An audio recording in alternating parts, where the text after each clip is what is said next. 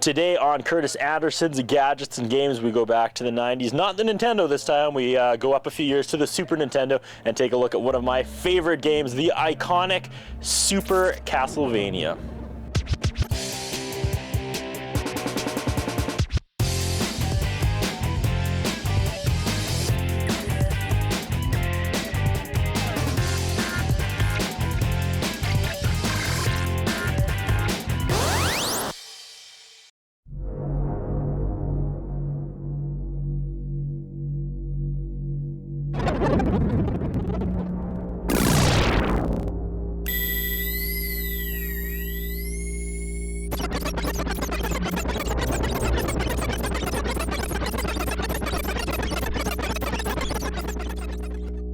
You are watching another episode of Curtis Anderson's Gadgets and Games. I'm so excited today. And Noah, that's right. Curtis Anderson, Noah Anderson, and John Foster's Gadgets and Games. We got an extra co-host today, John Foster. Yeah. Today we are talking about Super Castlevania 4.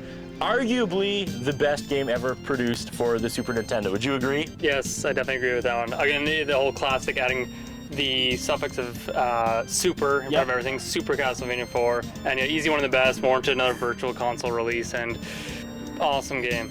Noah, what do you think of Super Castlevania 4? Really good.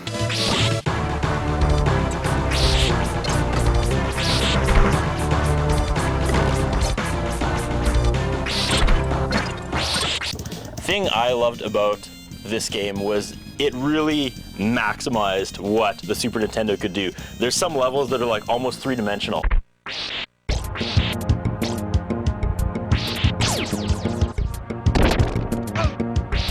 And there's that crazy level where, remember the floor starts moving, Noah? Yeah. And what do you have to do there? So there's like a gold flying bat thing, so you have to hang on it with your chain, and then the whole room starts moving this way. It's pretty tough. Yeah. So then you have to let go when there's floor beneath you, and then a bunch of Medusa faces comes flying towards you. It takes some practice and concentration. How is this game aged, John Foster? Extremely well, actually. I mean, you've got people saying like Symphony of the Night's the greatest Castlevania game made, which is on the PlayStation. But it started really taking form with stuff like Super Castlevania. I mean, there's obviously 1 and 2 but on Nintendo, but here's you saw the graphics, the gameplay, really kind of Mega Man style precise platforming. You've got that chain, which requires really precise aiming and like swinging and everything.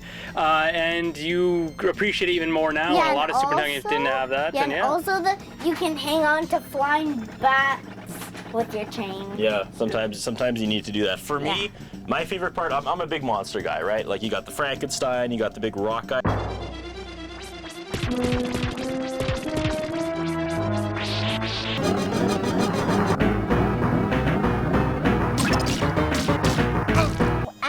And the last guy is Dracula. He's pretty tough. As always, every Castlevania game. So the hard thing about him, there's ones of your power and the boss enemy power, and usually for the normal guys, it only takes one hit to disappear one line for them, but for Dracula, it takes 3 or 4 hits to disappear one line. He's pretty tough.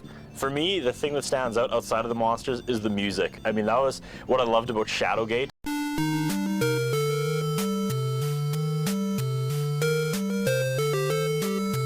It's an award-winning score, and I feel the same way about this. Like, the music, genuinely creepy. It adds to it. It's stressing the 16-bit sound. It's really good, too. It is. Sorry, John. Yeah, it sets the mood. Like I said, 16-bit at its finest. You kind of forget that it's like little MIDI sound effects going on. Something that warrants like a score overdone. Was saying, Video Games Live did some Castlevania music, and it definitely warranted it. I mean, the music's been great throughout the entire series. There was a small piece of time where you couldn't get this game. I guess like things like eBay really opened that up. But I remember searching in vain for this game, just like locally in the stores for a couple of years. Is it still sought after? Like, can you keep it on the shelves here? Yeah, well, it's good because we've taken obviously all the classic games, and then every time they come in, like Super Castlevania 4, you know it's going to go for a good price, and everyone's going to buy it. Though. It doesn't matter what it's at. It's one of those collector games that people see it, brings back memories. But you got things like the Wii Virtual Console, which is kind of bringing back new life. These games are really hard to find. So it's like a $15 purchase now. But yeah, it's great. It's so great that's available now. And you know, I love taking in those classic games, like doing the trade-ins for them, like giving it a little more time when it's like a classic game I remember. And yeah, Super Castlevania 4 is one of those ones that just puts a smile on my face. All right, someone was tapping on my shoulder. You had something to add, Noah? Yes. What else did you want to say about Super Castlevania 4? Well, I have two things. The first thing, well... That was pretty cool, too. Well, yeah. That was an awesome level. Sorry, you wanted to say a couple things? Well, I don't remember the first thing, but the next thing is really cool. In one of the levels of Castlevania, get two enemies in a certain way and something crazy will happen.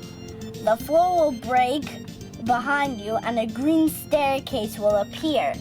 Then go down that staircase. There's a bad news and a good news in that area. Two enemies are there is the bad news, but the good news, a whole bunch of candles are in that room. This was something actually we just found this morning, John. We were playing kind of, you know, Yeah. reacquaint ourselves, and there was the level where the final boss, or the dancing couple, I don't know what happened, but suddenly the floor opened up. Like seriously, I'd never seen this before in my 15 years of playing this, and a secret staircase appeared and took you down to the basement, and there was like a couple enemies and a whole bunch of torches. I'd never seen that before. Does that sound familiar?